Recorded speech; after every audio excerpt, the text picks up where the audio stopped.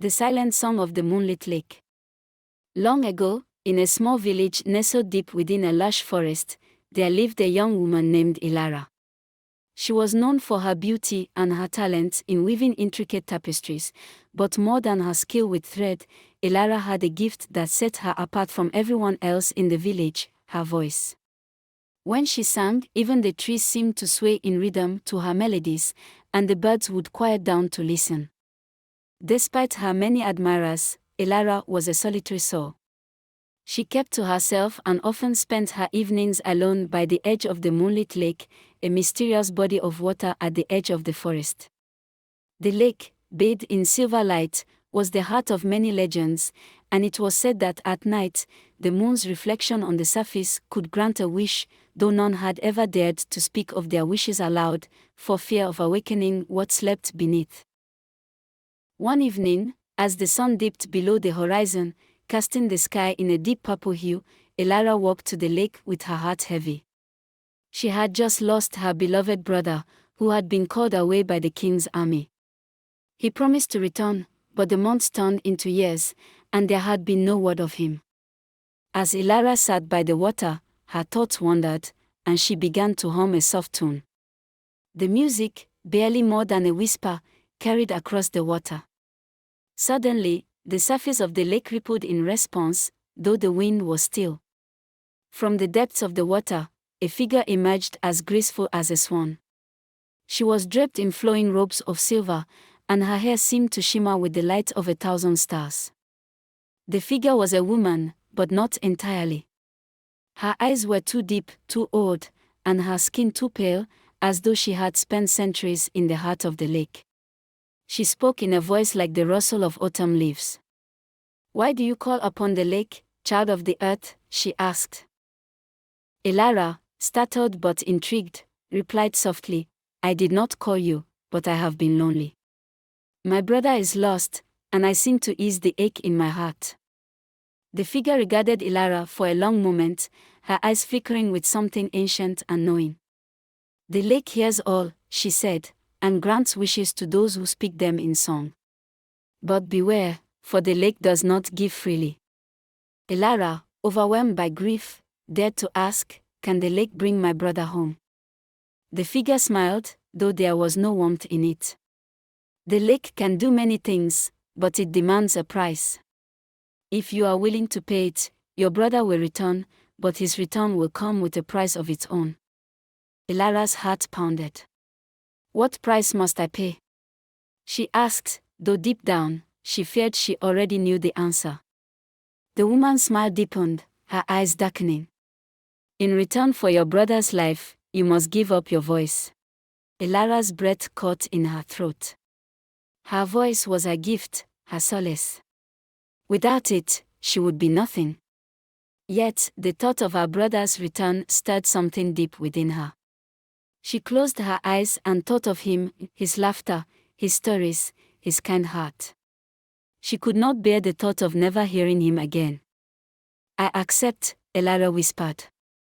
The figure nodded, and with a single graceful gesture, she gestured to the lake. The water stirred violently, and from its depths, a shadowy shape began to emerge. Elara's heart leapt in her chest. There, standing in the moonlight, was her brother. His face was gaunt, his eyes wide with confusion. "Elara," he whispered, taking a step toward her. But as he did, his form began to shift, flickering like a candle in the wind. The woman by the lake chuckled softly, and Elara realized too late that her brother was not truly standing before her. Before she could speak, the figure waved her hand, and the illusion vanished. Her brother was gone again, and in his place stood only the woman, her expression grave. "Your brother is safe, but his soul is trapped in the lake. To release him, you must take his place." Elara felt her heart shatter. The price of her wish was not merely her voice, but something much more. Her brother's soul was now entwined with hers, and she could never leave the lake. Desperately, Elara tried to speak, but her voice was gone. Her throat was silent. Tears filled her eyes, and she reached out to the lake, but the woman held her back with an invisible force. You will sing no more, Elara, the woman said coldly. You will be the lake's guardian, its keeper. Your voice, your life, are mine to command. For what seemed like an eternity, Elara wandered the edge of the moonlit lake, unable to speak, unable to sing. Her heart ached with the loss of her voice and the loss of her brother. The lake became her prison, and the silent song of her grief echoed in her mind every night. Years passed, and the village near the lake began to fade into the mist of time. The people still spoke of the moonlit lake, but the legend of the singing maiden was forgotten. Few dared to venture near the water, for the air grew heavy, and the lake seemed to reflect not only the moon but the sorrow that lay beneath its surface.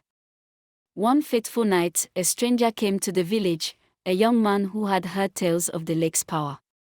He was a wanderer, an adventurer seeking answers to the mysteries of the world. His name was Kael, and he had come to find the truth behind the legend of the Moonlit Lake.